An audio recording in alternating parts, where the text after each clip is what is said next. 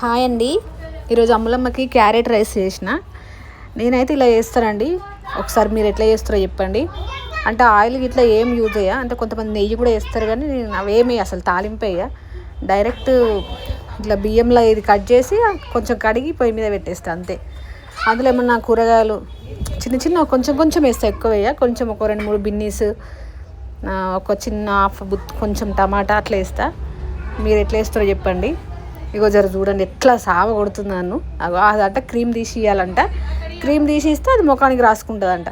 మంచిగా రెడీ చేసిన, జుట్టుకి ఇట్లా వేసి మొత్తం పీకేసుకున్నది. అగో నిజంగా నాకు ఈ చిన్నపిల్లలను పట్టుకోవడం కన్నా పనికి పోయింది బెటర్ అనిపిస్తుంది. అంటారు ఇంటికాడ ఉండి ఏం చేస్తున్నారు అంటారు, కానీ ఇక వీళ్ళని పట్టుకుంటే ఒక గంట సేపు పట్టుకుంటే తెలుస్తుంది ఎట్లుంటుంది అన్న సంగతి. ఒక్క సెకండ్ కూడా అసలు ఒక్క కాడు ఉండలేదు.